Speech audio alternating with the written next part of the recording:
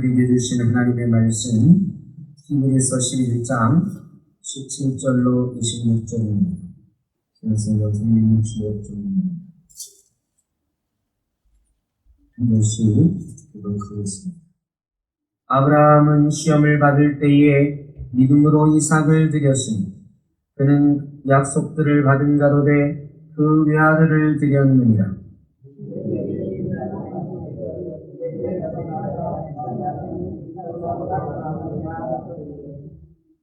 그가 하나님이 능히 이삭을 죽은 자 가운데서 다시 살리실 줄로 생각한지라.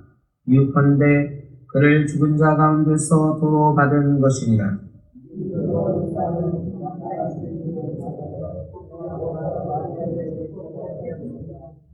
믿음으로 야곱은 죽을 때의 요셉의 각 아들에게 축복하고 그 지팡이 머리에 의지하여 경배하였으니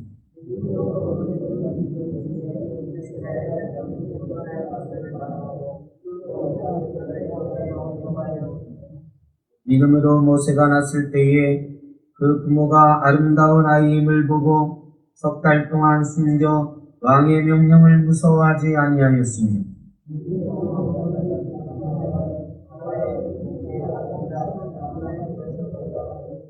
도리어 하나님의 백성과 함께 고난받기를 잠시 죄악의 낙을 누리는 것보다 더 좋아하고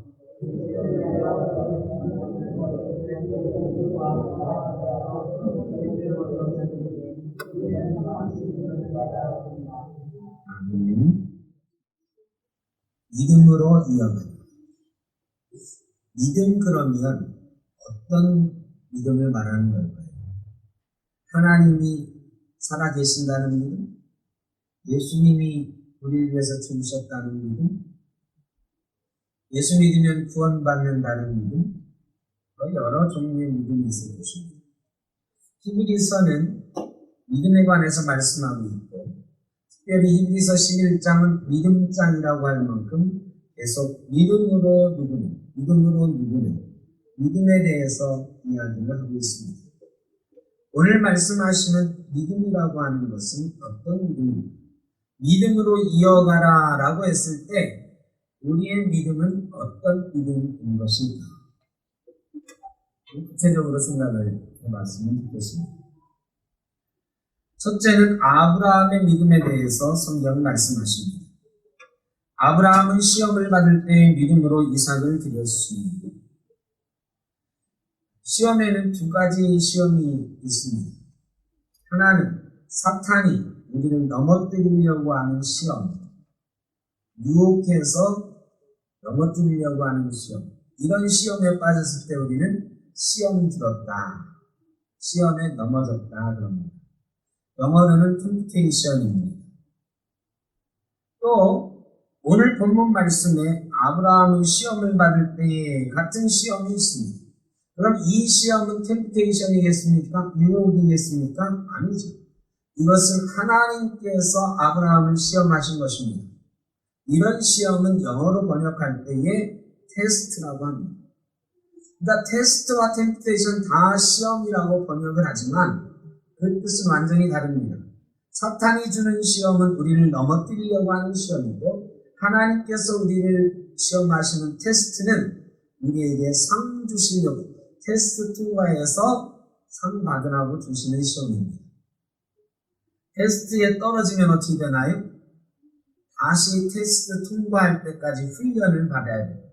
그리고 훈련 받고 또 테스트에 통과하면 상을 주시는 것입니다. 아브라함이 시험 받았다 그랬는데 어떤 시험을 받았느냐? 우리가 너무 잘 아는 말씀이지만 간단히 요약해보면 아브라함은 100살 때까지 척으로부터 얻은 아들밖에 없었습니다. 그런데 하나님께서 말씀하시기를 그 아들 말고 내 본부인 사라한테 아들을 주겠다. 근데 사라의 나이는 90세고 아브라함의 나이는 100세예요. 아들을 낳을 수가 없어요. 그런데 하나님께서 90세 된 사라의 태의문을 여시고 아들을 주셨는데 그 아들이 이삭이라고 하는 아들이었습니다. 이 이삭이 태어날 때 하나님께서 말씀하십니다. 앞으로 이 이삭을 통해서 낳은 자손들이 너희의 후손이 될 것이다. 이스마엘 첩의 아들을 통해서 낳은 후손들은 네 후손이라고 칭함을 받지 않고 이 본부인 사라를 통해서 내가 약속으로 준 이 이삭을 통해서 낳은 후손들이라야 내 후손이라고 칭함을 받게 될 것이다. 이렇게 약속을 해주셨습니다.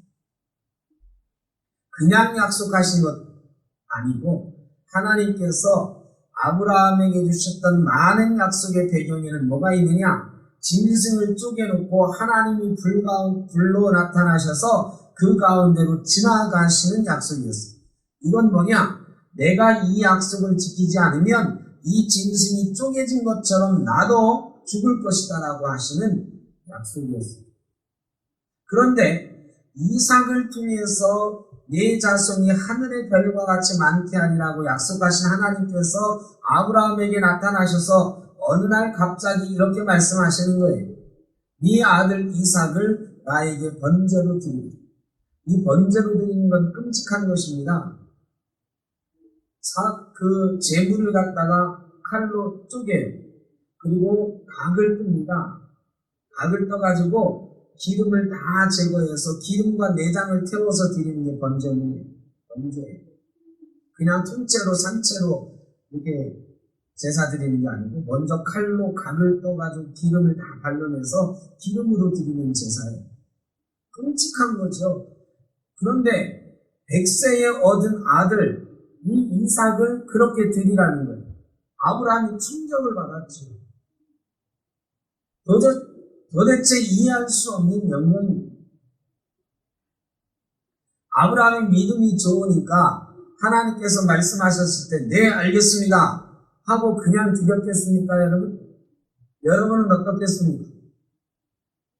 얼마나 고민이 됐겠어요. 여러분 그 고민이라고 하는 건 말할 수 없는 고통의 시간이었고 그야말로 참을 수 없는 시간이었을 것입니다. 하나님은 도대체 왜 이런 명령을 하시는가? 하나님은 도대체 왜 나에게 이런 고통을 주신가? 차라리 이삭을 주시지 말든지. 그러다가 아브라함이 퍼뜩 깨달은 것이 있습니다. 이삭으로 말미암은 자라야 내 후손이란 여김을 받을 것이다. 내 후손은 하늘의 별과 같이 많게 될 것이다. 자 여러분, 이삭에게서 후손이 나와서 그 후손이 하늘의 별처럼 많게 될 것이다. 이것이 하나님의 약속이었어요. 아브라함이 생각을 했습니다. 이 약속은 뭐고 이삭을 드리라는 명령은 무엇입니까? 이 두 가지 모순되는 약속과 명령을 놓고 아브라함은 고민합니다. 도대체 어떤 하나님을 따라야 될 것인가? 여러분, 아브라함은 결정을 했습니다. 뭔 결정을 했느냐? 하나님이 약속하셨잖아요. 이 약속은 반드시 지킨다고 하셨잖아요. 그러면 이삭을 내가 죽여가지고 번제로 드리더라도 하나님은 이삭을 다시 살리셔서라도 그 약속을 지키실 분이지. 나는 그 약속을 믿고 이삭을 드려야지. 여러분, 아브라함은 하나님을 믿었어요. 하나님을 믿었는데 이삭을 드려라. 그럴 때에 내가 하나님을 믿으니까 하나님 그냥 드리죠. 아무 생각 없이 드린 게 아니에요. 뭘 믿었느냐? 이삭을 통해서 내 후손을 하늘의 별처럼 많게 할 것이다 라고 하는 하나님의 약속을 믿습니다. 믿음으로 아브라함은 이삭을 드렸다 그러는데 어떤 믿음이냐? 무엇에 대한 믿음이냐? 하나님이 약속하신 것을 지키신다는 것에 대한 믿음입니다. 구체적인 것. 믿음은 아주 구체적인 것입니다. 여러분, 우리가 막연하게 믿으면 안 됩니다. 구체적으로 하나님의 말씀을 붙들고 그 말씀을 믿고 나가야 되는 줄로 믿습니다. 아브라함이 그 하나님의 약속의 말씀을 믿고 이삭을 드리려고 했더니 하나님이 이삭을 대신해서 양을 주셨어요. 그리고 네가 시험을 통과했다 그러셨어요. 그리고 하나님이 네가 시험을 통과했으니 믿음으로 내 말에 순종했으니 네가 복을 받게 될 것이다. 시험을 통과하면 복이 있는 것입니다. 아브라함은 믿음으로 하나님의 약속을 믿음으로 시험에 통과합니다. 자, 아브라함의 아들 이삭 이야기가 나옵니다. 이삭은 20절에 믿음으로 이삭은 장차 있을 일에 대하여 야곱과 에서에게 축복했다 그랬습니다. 이삭도 믿음으로 뭘 했어요? 이삭의 믿음은 창세기 26장에 먼저 나옵니다. 가나안 땅에 가뭄이 들었는데 이 아버지가 살던 땅, 아버지가 물려준 땅, 하나님이 약속한 땅, 가나안 땅인데 여기에 극심한 가뭄이 들어서 애굽 땅으로 피난하려고 그랬어요. 이집트로 피난하려고 그랬어요. 그랬더니 하나님께서 나타나셔서 너 이집트 가지 마. 이 땅을 떠나지 마. 여기가 약속의 땅이야. 말씀하신 거예요. 그래서 이삭이 그 땅에 머물렀습니다. 그리고 그 땅의 블레셋 사람들, 지금의 팔레스틴 사람들에게 땅을 좀 빌려요. 그리고 거기서 우물을 팝니다. 우물에서 물이 솟아나와서 농사를 지었는데 100배나 얻었어요. 거부가 되었어요. 블레셋 사람들이 화를 냅니다. 우리 땅 빌려가지고 거부가 되면 쟤만 부자 되는 그 우물 내마. 옛날에 우물은 어마어마하게 중요한 거거든요. 근데 그 우물을 그냥 아무 말 없이 줘요.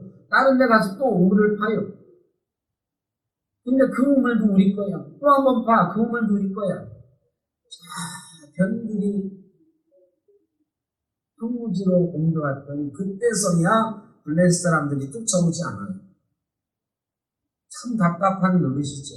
그런데 이삭이 그때 고백을 합니다. 하나님께서 우리를 여기까지 넓게 하셨으니 여기서 우리가 번성하리로다. 하나님께서 우리에게 이 땅을 약속의 땅으로 주셨고 이 땅에 머물라고 하셨으니 어디로 가든지 하나님께서 나를 인도하시고 우리가 그곳에서 번성하게 될 것이다. 하나님이 약속하셨으니까 약속을 믿는 믿음을 보여줬어요. 그 다음에 이삭이 보여준 믿음에 대한 이야기가 오늘 읽은 말씀이에요. 믿음으로 이삭은 장차 있을 일에 대하여 야곱과 에서에게 축복하였습니다. 이삭이 늙어서 앞이 보이지 않게 되었습니다. 이삭이 앞이 보이지 않을 때에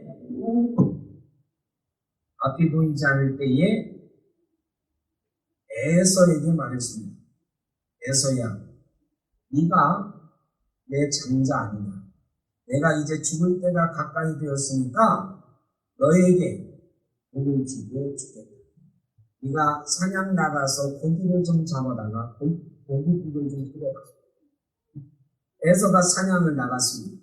그 사이에 리브가라는 어머니가 이 이야기를 듣고 자기가 사랑하는 아들 야곱을 양털 옷을 만들어서 입혀가지고 이삭에게 들여보내죠. 내가 에서입니다. 고기국을 끓여왔습니다. 어떻게 이렇게 빨리 끓여왔냐? 하나님이 인도하셔서 고기를 빨리, 짐승을 빨리 만났습니다. 그리고 고기국을 줍니다. 이삭이 거기에 깜빡 속아 넘어가가지고 야곱에게 손 얹고 축복합니다. 야곱에게 손 얹고 모든 복을 다 야곱에게. 그런데 에서인 줄 알고 죽는 거거든요. 근데 조금 있다가 에서가 돌아오죠. 에서가 돌아와서 아버지 고기 잡아왔습니다. 고기 끓여왔습니다. 방금 전에 왔던 사람은 누구냐? 이제서야 속은 걸 압니다. 에서가 통곡하면서 말합니다. 아버지 나에게도 좀 복을 주십시오. 아버지 나에게도 좀 복을 주십시오. 이삭이 말해요. 너에게 줄 복은 야곱에게 다 줬다니 너에게 줄 복이 없다. 여러분, 참 이해가 안 되죠. 저 같으면 축복하는 거 기도해 주는 거거든요. 기도해 주는 거니까 야곱에게 축복의 기도를 해줬어도 에서한테도 그래. 내가 너한테도 축복하는 기도 해줄게. 해줄 수 있잖아. 그런데 창세기 기록을 보면요. 창세기 48장에 창세기 27장에 이제 나오는데 그 기록에 보면 야곱에게는 온갖 복을 다 주었는데 에서한테는요 하나도 복을 안 빌어줘. 복을 안 빌어주고 뭐라고 하느냐? 네가 살아가는 길이 험난할 거야. 네가 가는 길에 기름이 떨어질 거야. 너 수고해도 수고연내 거두기 힘들 거야. 이 저주에 가까운 이야기를 합니다. 여러분 같으면 그렇게 하겠어요? 속아서 야곱에게 줬어도 에서한테 손을 얹고 그래도 하나님 에서에게도 좀 복을 주십시오. 이럴 수 있죠. 이래야 맞잖아요. 그런데 이삭이 그렇게 하지 않는 거예요. 성경은 뭐라고 하느냐? 믿음으로 이삭은 장차 있을 일에 대하여 야곱과 에서에게 축복했다. 이게 이삭의 믿음이었다라고 말합니다. 어떤 믿음이었을까요, 도대체? 이삭이 처음에 결혼해가지고 20년 만에 자기 부인 리브가가 임신을 했는데 리브가의 뱃속에서 두 아이가 쌍둥이인데 야곱과 에서죠. 싸우는 거예요. 싸우는데 그때 하나님께서 이 리브가를 통해서 예언을 주시는데 어떤 예언을 주시느냐? 이삭에게도 주시는 거죠. 이 태중에 두 아이가 있는데 두 아이가 민족을 이루게 될 것이다. 그런데 형의 민족이 아우의 민족을 섬기는 그런 운명이다. 이렇게 예언을 해주십니다. 그리고 태어나는데 보니까 누가 형이에요? 에서가 형이에요. 누가 동생이에요? 야곱이 동생이에요. 누가 더 큰 민족을 이루어요? 야곱이 큰 민족을 이루고 에서는 야곱의 민족을 섬기는 민족을 이루게 돼요. 그런데 누가 장자예요? 에서가 장자지만 하나님이 선택한 아이는 누구예요? 야곱이.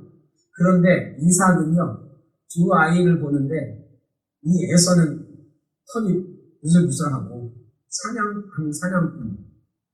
이 이삭은요, 에서가 잡아온 고기를 너무너무 좋아했어요.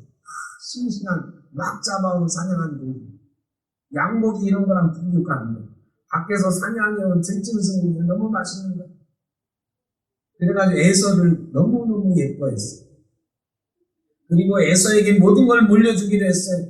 그리고 에서에게 고기 잡아오라고 해서 에서인 줄 알고 야곱에게 축복하는데 모든 걸 다 쏟아부어서 에서에게 축복한 거야, 사실. 근데 그 속아서 야곱에게 해버린 거죠, 그거. 여러분, 그 순간 야곱이 퍼뜩 깨달았어요. 뭘 깨달았냐? 75년 전에 하나님께서 이 에서와 야곱을 가졌을 때 내게 주신 말씀이죠. 형이 동생을 섬기게 될 것이다. 그런데 70여 년을 내 뜻대로 에서를 장자로 만들려고 에서를 장자로 여기고 내가 죽을 때에 에서에게 장자로서의 복을 주려고 했지만 결국은 하나님 뜻대로 되는 것입니다. 그리고 나서 에서가 울며불며 나에게도 복 주세요 그러는데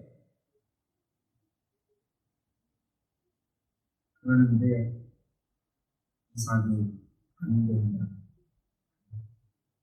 사람의 마음으로는 다시 한번 복을 빌어주고 싶습니다. 그때서 깨달은 거예요. 뭘 깨달았느냐? 내 마음대로 복을 빌면 안 됩니다. 하나님이 나는 에서에게 복 빌어주려고 했는데 하나님께서 원래 계획하신 대로 야곱에게 복을 주게 하신 거군요. 하나님 뜻을 거스르면 안 되겠구나. 하나님의 약속대로 하나님의 뜻대로 내가 기도해야 되겠구나. 여러분, 에서에게 매몰차게 안 됩니다. 너는 하나님의 뜻 안에서 동생을 섬기게 될 거야. 여러분, 이게 이삭의 믿음입니다. 믿음으로 장차 있을 일에 대해서 이야기했다. 이게 바로 그거예요. 여러분, 이삭도 마지막에 깨닫는 거예요. 70여 년을 자기 뜻대로 하나님의 약속을 바꿔보려고 했지만 하나님의 뜻은 변함이 없다. 하나님의 약속대로 되어집니다. 여기서 믿음도 어떤 믿음이냐? 하나님의 약속에 대한 믿음입니다. 하나님의 약속은 반드시 이루어집니다. 이 약속을 이어받은 사람이 야곱이지. 야곱이 이 복을 쟁취하기 위해서 사기를 많이 친 사람입니다. 팥주방 그릇으로 장자의 권한도 사고 아버지 눈을 속여서 대신 축복도 받고 그런데 야곱이 잘 살았습니까? 아니. 야곱이 130세에 애굽에 있는 이집트에 있는 총리가 된 요셉 자기 아들 요셉을 만나러 갔어요. 바로왕 앞에 섰는데 바로왕이 어르신 참 나이 많아 보이시는데 몇 살입니까? 그랬더니 내 나이가 130밖에 안 됐습니다. 그랬어요. 옛날에는 180세 살던 때니까 이 어르신 소리를 들을 나이가 아니야. 요즘으로 말하면 60된 분한테 아이고 어르신 연세가 정말 많아 보이시는데 몇 살 되셨습니다. 그러면 혼나지요. 요새 60은 여기 60 안 되신 분 한번 손 들어보세요. 60 안 되신 분. 60 안 되신 분 몇 명 없어. 60 어른 중에도 안 돼. 70도 어른 중에 껴줄까 말까. 근데 이 130세, 한 60세밖에 안 된 야곱 보고 어르신 연세가 많아 보이시는데 몇 살입니까? 그러니까 야곱이 뭐라고 대답을 했냐면 내가 130세밖에 안 됐지만 내가 험악한 나그네 인생을 살다 보니 이렇게 쭈그랑 할아버지가 됐습니다. 야곱이 험악한 나그네 인생을 살았어요. 야곱이 그 험악한 나그네 인생을 살면서 깨닫는 거죠. 뭘 깨닫느냐? 하나님이 약속하신 대로 내가 이렇게 발버둥 치면서 살려고 하지 않았어도 결국 하나님이 인도하신 대로 됐을 때 나는 왜 이렇게 살았을까? 하나님 이유가 없는 거지. 그리고 나서 애굽에서 17년을 더 살다가 죽을 날이 가까웠어. 요셉의 아들들을 데리고 야곱에게 옵니다. 아버지, 제 아들들이 야곱이 이리 와라. 내가 가기 전에 이 아들들에게 축복하고 갑니다. 요셉이 야곱의 오른손 앞에 므낫세를 둡니다. 첫째 아들 므낫세. 야곱의 왼손 앞에 둘째 아들 에브라임을 둡니다. 여러분, 오른손이 장자예요. 하나님의 권능의 오른손으로 나를 붙들어 주시고 이러지. 하나님 권능의 왼손으로 나를 붙들어 주시고 이런 말 들어보셨어요? 이런 말 없어요. 오른손이 권능의 손, 왼손은 찬함의 손. 오른손 앞에 장남 므낫세를 두고 왼손 앞에 찬함 에브라임을 두었는데 야곱이 갑자기 손을 바꿔서 이렇게 엇갈려서 기도를 하는 거예요. 요셉이 기뻐하지 아니하여 그랬어요. 요셉이 기분이 안 좋았어요. 아버지 틀렸습니다.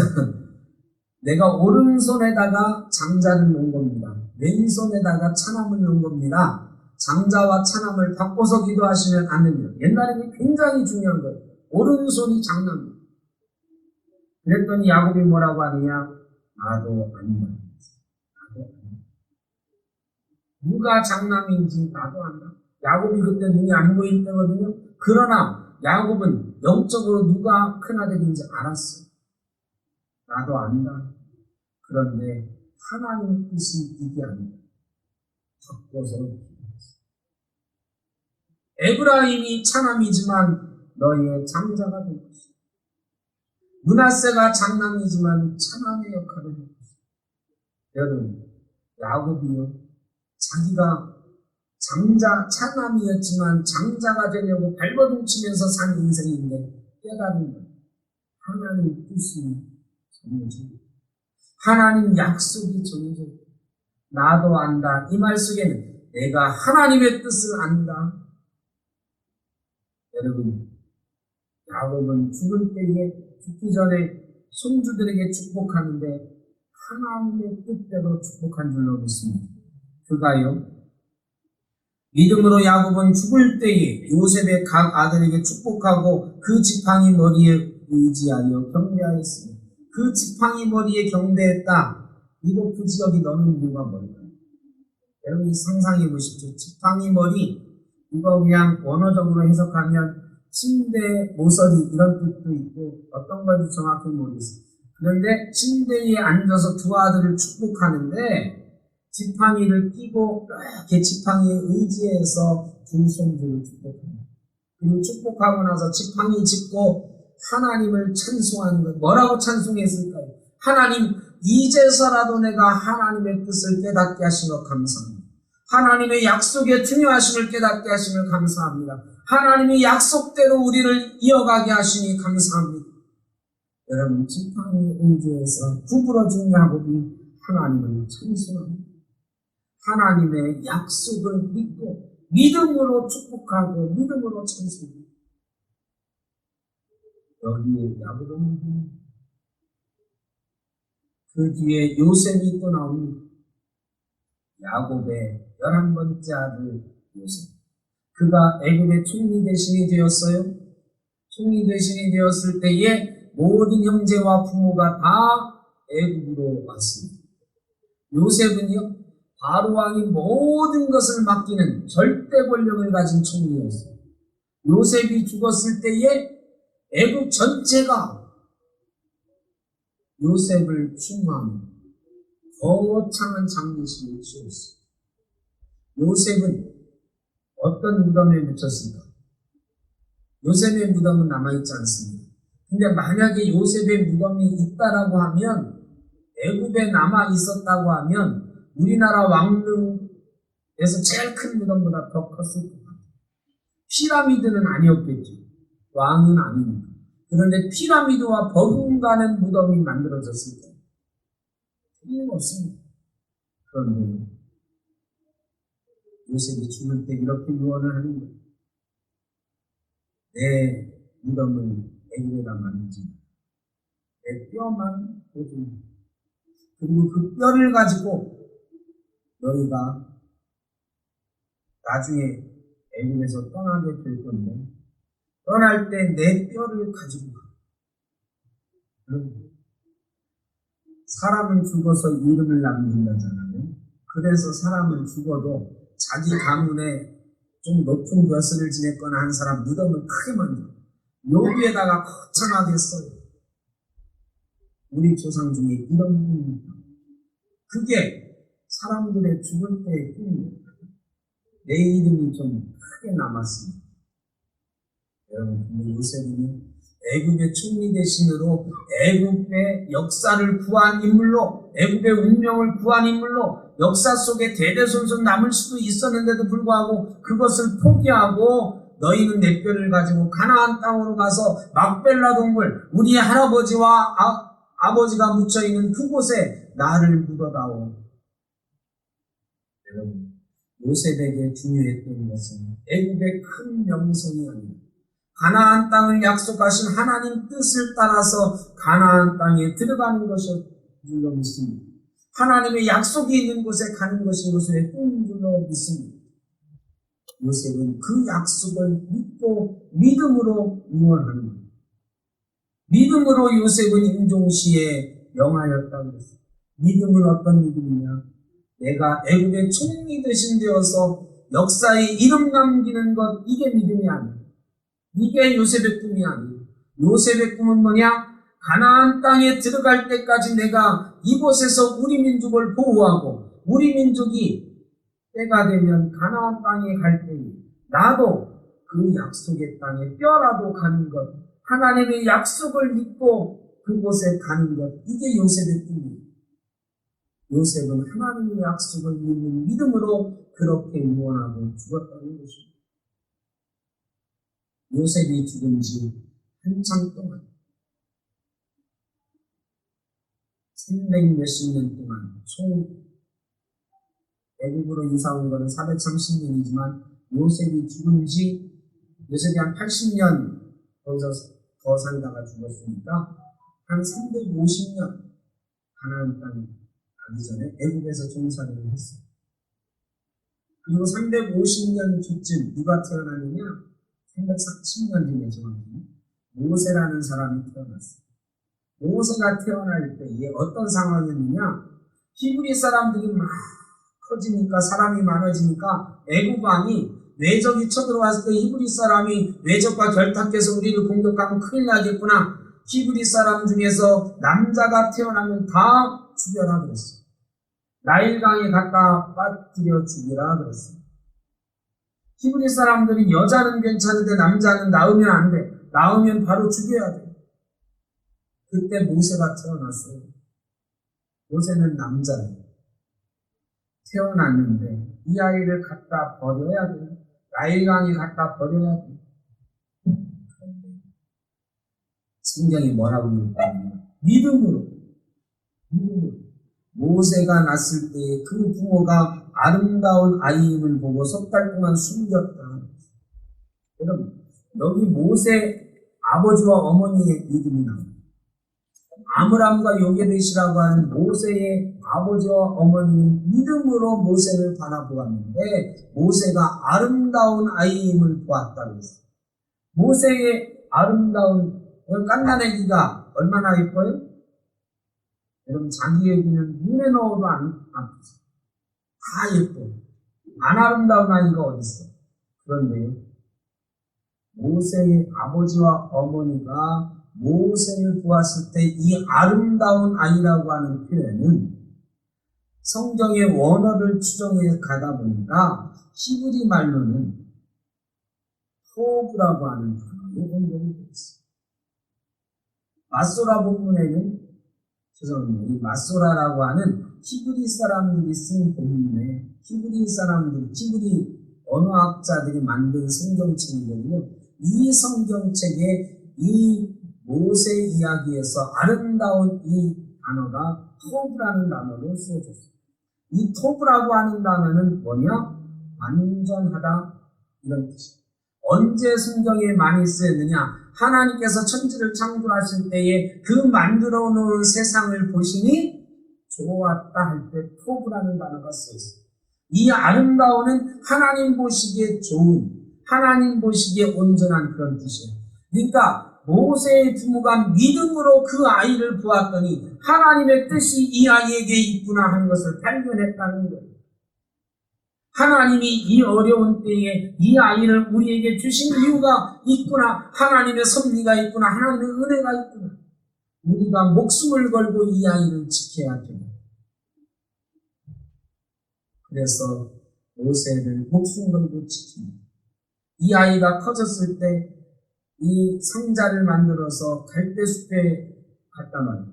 갈대숲에 갖다 놓는 이유는요, 죽으라고 버린 게 아니에요. 물이 스며들지 않도록 엽청을 발라가지고 이 방주를 만들어가지고 거기다 놓고 밤이면 가서 젖먹이 이렇게 키우려고 합니다. 그런데 바로의 딸이 애국 공주가 모세를 발견하는 거죠. 하나님의 섭리에 놀라워서 이 부모가 모세를 통해서 발견한 하나님 뜻을 이루어 가십니다. 모세의 어머니가 모세를 유모로 들어가서 키웁니다. 모세를 데려다가 어느 정도 키가 자랄 때까지 궁에 들어가기 전까지 키워요. 그리고 모세에게 말하는 거죠. 하나님은 너에게 뜻이 계셔. 하나님이 뜻이 있어서 너를 보내신 거야. 너는 히브리 민족이야. 하나님의 약속의 민족이야. 우리는 언젠가는 이곳에서 나가서 가나안 땅에 들어가기도 온갖 하나님의 약속을 가르쳐줘요. 그랬더니 모세가 어떻게 되었느냐. 믿음으로 모세는 장성하여 바로의 공주의 아들이라 칭함받기를 거절했다고 했어요. 여러분, 바로의 공주의 아들이라 칭함받기를 거절했다. 이거를 너무 우습게 알면 안 돼요. 이 모세를 데려간 애국 공주는 하셉수트라고 하는 공주예요. 이 하셉수트는요, 역사책에 보니까 어떤 공주였느냐? 그 당시 바로 임금의 무남동녀였어요. 무남동녀가 뭐예요? 무남동녀가 뭐예요? 외동딸. 바로 왕의 외동딸이 오빠도 없어, 남동생도 없어, 여자 형제도 없어. 바로가 죽으면 누가 왕이 돼요? 애국 공주가 왕이 됩니다. 그런데 애국 그 당시에 여왕이 아직은 없었어요.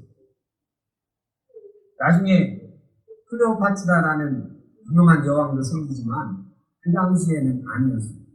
여러분, 그러면 애국 공주의 아들로 모세가 계속 자라고 그 신분을 유지했으면 누가 왕이 됐을까요? 모세가 왕이 될 수도 있어요.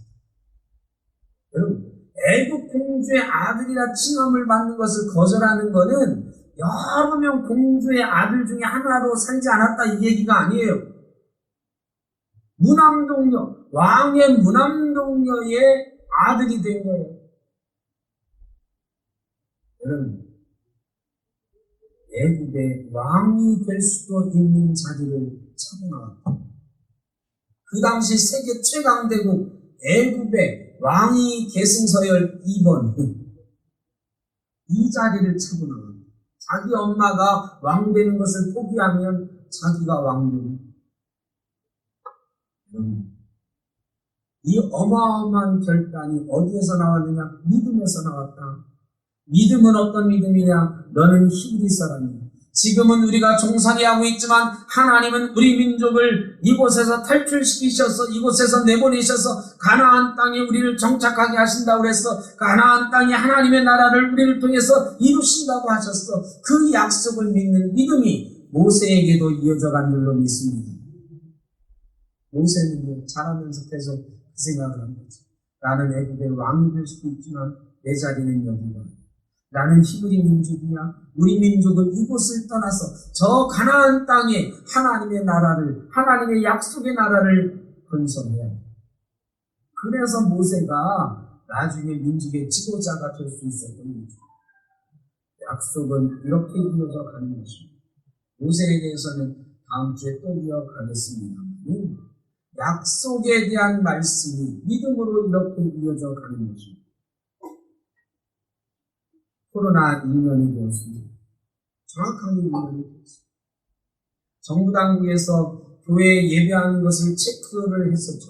요즘은 좀 덜하지만 위드 코로나 전까지만 해도 매주 교회마다 정부 당국에서 보건 당국에서 나가서 방역 지침 잘 지키는지 체크한 적이 있습니다. 우리 교회도 왔었죠.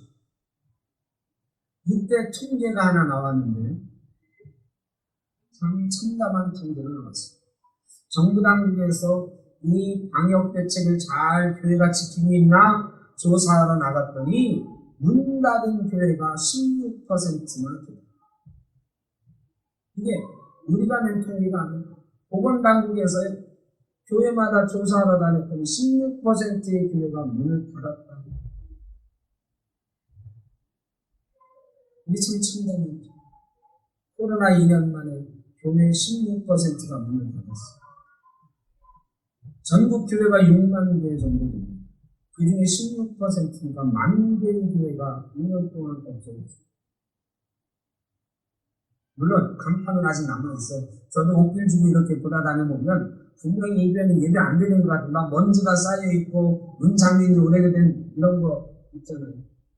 그러니까 거의 세가 기간이 남아있으니까 교회 간판은 아직도 있지만 오랫동안 예배 안 드린 것 같은 그런 교회들이 있습니다. 작은 교회, 세뇌는 교회. 제가 이 뉴스를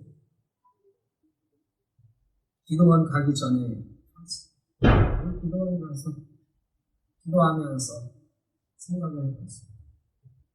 지금 시대에 우리 교회의 최고 목표는 무엇입니까? 우리처럼 월세를 내고 있는 교회들의 최고 목표는 무엇입니까? 참담하지만 문 닫지 않고 살아남는 것입니다. 까딱 잘못하면 우리 교회도 그 16%의 교회에 안 들어간다고 장담할 수가 없는 세상에 살고 있습니다. 왜? 우리 교회도 세 내고 있는 이 세가 심각하게 부담스럽지만 우리가 한 번 더 감당할 수 있으려니 하고 재계약을 하기로 한 거죠. 그럼 앞으로 우리는 이 교회에 있는 동안 살아남아요. 하나님의 약속을 이어가요. 우리 교회가 하나님께 약속받은 교회, 우리가 하나님의 약속이라고 믿고 있는 그 교회의 꿈을 이어가야 되는데 어떻게 이어갈 수 있을 것인가? 일주일에 한 번씩 이 예배 드리는 걸로 가능할 것인가?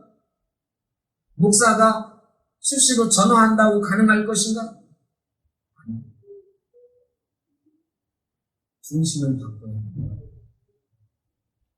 우리의 믿음을 이어가는 우리 약속을 이어가려면 중심을 첫째, 이 성전 예배 중심에서 소그룹 중심으로 여러분 일주일에 한 번 모이는 이 예배에 목숨 거는 시대는 지났어요. 솔직히 말하면 지났습니다. 우리 교인 중에 반은 2년 동안 성전 예배 한 번도 안 드린 분이 천지예요. 이제 성전 예배 아니 집에서 영상으로 드려서 예배하는 걸로 대신해도 된다고 생각하는 시대가 됐어요. 여기에 목숨 걸면 안 됩니다. 그럼 뭐에 목숨 걸어야 되냐? 만나는 데 목숨 걸어야 됩니다. 이 교회에 와서 만나자고 그랬더니 안 돼. 반밖에 안 나와.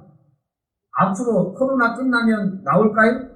죄송하지만 오늘 또 뉴스가 델타 크론 뭐 이런 거 생겼다. 델타 바이러스와 오미크론 바이러스가 결합해가지고 잡종 변이가 생겼는데 델타 크론 새롭게 발생했다.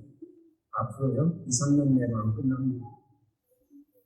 2-3년 코로나가 계속되면 우리 교회 지금 모습 유지할 수 있을까요? 지금 50명, 60명 예배하는데 가능할까요? 감당할 수가 없습니다. 이 예배 중심만 가지고 성전에 모이는 것만 목숨 걸어가지고는 안 된다. 그럼 뭐에 목숨 걸어야 만나야 된다. 지금 2년 동안 얼굴 안 봤던 사람들 어떻게든 만나야 되는데 어떻게 만날까? 4명밖에 못 만나니까 4명씩 만나. 가까운 주변에 있는 우리 성도들 4명씩 만나서 식사하고 이야기하고 하나님께서 우리 교회에 주신 약속에 대해서 이야기하고 우리 교회에 주신 꿈에 대해서 이야기해야 됩니다. 여기 전체가 모여서 예배하는 것 중요하지만 그거에서 중심을 옮겨서 소그룹으로 만나는 예배 안 드려도 괜찮아요. 4명이 모여가지고 맨날 예배 안 하는 거 아니에요. 밥 먹기 위해서라도 만나고 커피 마시기 위해서라도 만나고 그냥 잡담하기 위해서라도 만나고 우리는 생톱교회 교인 약속을 함께 받은 교인이라는 걸 확인해야 돼요. 그래 여러분은 지금부터 1년 동안 우리 목표는 이 자리에 나오지 못하는 분들 어떻게든 집 근처에 있는 분들 만나서 같이 식사하고 같이 만나서 이야기하고 이래서 이 만남이 이어져 갈 때, 이 만남을 통해서 약속이 믿음으로 이어져 갈 때 우리 교회가 살아남을 수 있게 되는 것이다. 두 번째는 그 모임마다 내가 찾아가서 설교해 드릴 수 없어요.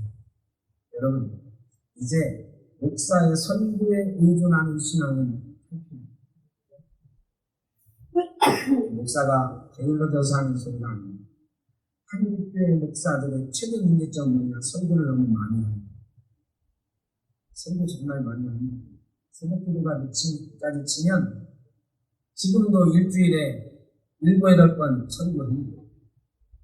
근데 여러분 이 설교가요. 이 설교를 듣는 사람 숫자도 점점 줄어들지만 이 설교를 듣는다고 해서 우리의 믿음이 이어져가는 건 아닙니다. 대단히 조심해야 됩니다. 설교를 통해서 믿음이 이어져가는 건 아닙니다. 믿음이 이어져가는 건 말씀이 나누어져요. 우리의 삶 속에서 나누어져요. 여러분이 성경을 읽고 만났을 때 성경 읽은 얘기하고 내가 받은 은혜 이야기하고 이게 나누어지지 않으면 설교 들은 거 오늘 이렇게 제가 올해 설교를 해도 여기 나가면 30분 안에 오늘 내용 반은 까먹어요. 하루 지나면 한 70-80% 까먹어요. 다음 주에 올 때는 지난주 제목이 뭐였는지 생각? 하나도 안 나요. 이런 설교 가지고 어떻게 우리 믿음을 이어가요? 안 돼. 우리의 믿음은 우리가 만나기 전에 성경 읽고 만나서 성경 읽은 거 나누고 기도하고 기도한 거 나누고 이런 나눔이 있어야 돼요. 목사의 설교를 통해 믿음을 성장시키자, 믿음을 이어가자, 우리 교회 믿음을 세워가자. 천만의 말씀. 안 돼요. 안 돼요. 그냥 목사 설교는 그 중에 아주 작은 일부분일 뿐이에요. 그래 앞으로 1년 동안은 여러분이 있는 자리에서 성경 읽고 기도하고 하는 일에 목숨 걸어야 돼요. 그리고 그것을 여러분의 자손들에게 이어주고 여러분의 친구들에게 이어주고 형제들에게 이어주고 여러분의 성도들, 교우들에게 이어줘요. 그걸로 연결되어야 돼요. 그래야 우리의 믿음이 이어져 갈 수 있는 줄로 믿습니다. 이 믿음이 이어져 가지 못하면 살아남지 못해요. 아브라함과 이삭과 야곱과 요셉과 모세를 통해서 이스라엘의 믿음이 이어져 간 것처럼 하나님의 약속이 우리 가운데 있음을, 하나님의 약속이 우리 성도교회 안에 있음을, 하나님의 약속이 우리 가정 안에 있음을, 하나님의 약속이 내 인생 안에 있음을 이어가야 되는 것입니다. 그런 믿음이 이어져 가야 되는 것입니다. 여러분 기도하십시오. 여러분 말씀 보십시오. 여러분 만나십시오. 목사가 없더라도 말씀을 읽고 서로 얘기하고, 모르는 거 있으면 목사한테 물어보세요. 기도하다가 응답받았는데 무슨 뜻인지 모르면 물어보시오. 목사 설교 듣고 신앙생활 하려고 이제는 하지 마십시오. 믿음으로 우리의 가정과 교회가, 우리 인생이 새롭게 세워져 가고 이어져 가는 역사, 2022년 우리 생떡교회와 여러분의 가정 가운데 있기를 주의 이름으로 축복합니다. 살아야 됩니다. 어떤 환경 속에서 우리는 살아남아야 됩니다. 믿음이 서로 연결되고 이어져 가지 못하면 살아남을 수가 없어요. 우리 교회도 안 망한다고 장담 못해요. 우리 교회도 살아남으려면 믿음으로 이어져 가야 됩니다. 믿음으로 이어져 있어야 됩니다. 그 믿음으로 이어져 가는 것 보십시오. 결정적인 순간에 하나님의 뜻을 이해하는 것, 인정하는 것, 하나님의 약속을 인정하는 것입니다. 야곱이 지팡이에 의지해서 하나님을 찬양했듯이 어떤 행동이든 하나님을 경배하고 찬송하며 하나님의 약속을 믿음으로 서로에게 이어주는 귀한 역사가 저와 여러분 가운데, 우리 생떡교회 가운데, 여러분의 가정 가운데 넘쳐나는 2022년 되시기를 주의 이름으로 축복합니다. 사랑의 아버지 하나님, 하나님의 약속이 믿음으로 우리 교회와 가정과 우리 인생 가운데 이어져가는 역사가 있게 하여 주옵소서. 예수님의 이름으로 기도하옵나이다.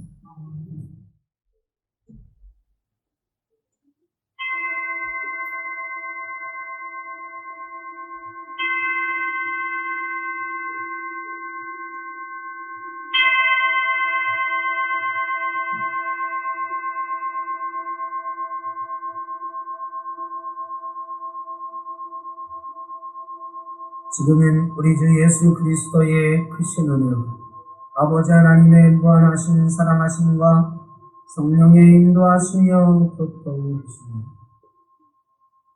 하나님의 약속을 믿고 우리에게 주신 꿈 다시 꾸며 교회에서, 가정에서, 일터에서 살겠습니다. 다짐하며 나아가는 주 사랑하는 자녀들과 가정과 자녀들, 우리의 삶의 모든 자녀와 하시는 분들, 흩어져 있는 생떡교회 모든 권속들과 가정이 영원토록 함께 하시기를 간절히 축원하옵나이다. 아멘.